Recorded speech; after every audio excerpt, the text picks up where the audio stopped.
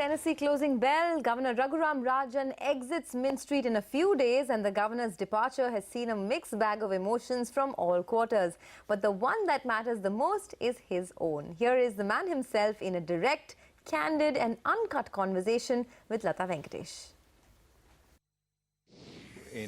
Both in legislation as well as in government notification for the next 5 years. So I think it is something that all agencies, government, RBI, etc., will try and achieve. So yes, embedded, absolutely. Okay, well, maybe I got ahead of myself. You know, when you gave your first speech on September 4th, 2013, you started by saying that the Reserve Bank's mandate is to preserve the value of the rupee. But that speech had a lot of goals. What was the one goal you came with at that time which you wanted achieved in your 3 years? So the immediate objective was to stabilize the economy, and stabilize not so much the economy itself, which was reasonably stable, but perception of the economy. Remember, we were in the fragile fire at that time, and daily predictions about the rupee were, worse and worse. The rupee was a barometer of what people thought about the economy at that point. And I remember some very respectable analysts saying it's going to hit 100. My son also. The point, I think, is that first stabilize, then create the reforms that were needed to move the financial sector to a different plane. Now, I think both were related, which is why my opening remarks were about, here's what we're going to do for the short term, but here's the pathway for the longer term. And I think that struck a chord in people, and then the issue was implementation and execution. Now, I think it came together. Of course, all successes on the policy front depend on a fair amount of luck and a fair amount of events that happen completely outside your control, but that contribute. So I think we have been in a sweet spot as a country, and that has helped. But I also think we have made some changes in the financial sector, institutional changes, that will live on. Okay, but weren't there other goals? Was it only stability of the economy that you predominantly thought of? First was stability, but then the second was reforms that build a more resilient market, a more competitive banking system, more access to financing, especially for small and medium enterprises, as well as the poor who have been excluded. And on top of all this, one of the important factors in stability was a resolution process, a process of recovery of debts and putting projects back on track, which was absolutely needed in the short term, but also in the long term for us to be taken seriously as a place to invest. If you're going to invest in large, mega projects, you have to have some confidence of return on capital. Okay. Well, actually, I very clearly remember, and I have your speech with me, you said these are the short-term goals. What did you come with in terms of a term? Did you come prepared for 3 years? Because usually governors have 5 years. No. I've said again and again that I'm fundamentally an academic. This is my side job. I was 3.5 years at the IMF. I've spent some time in India, 4 years now.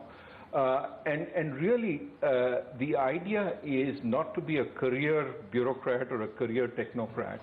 It is more where I can implement ideas, where I can implement a reform program, try and do that.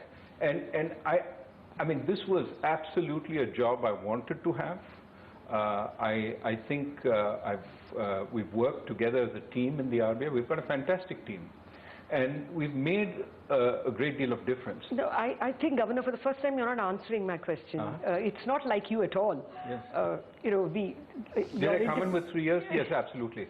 Okay. I was intent on doing everything I could. Because in your first speech, you said this is the short-term agenda. I mean, I even highlighted that line.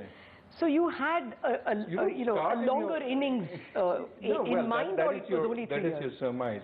No, look, I'm not saying that I had in mind full stop at the end of it or whatever. But everything I wanted to do was structured for a 3-year horizon. Now, as we started the bank cleanup, I saw there were some things which would require perhaps at least waiting and watching and being ready to react for a little while longer. Similarly, with the Monetary Policy Committee, maybe a couple of meetings to see it going on would have been useful.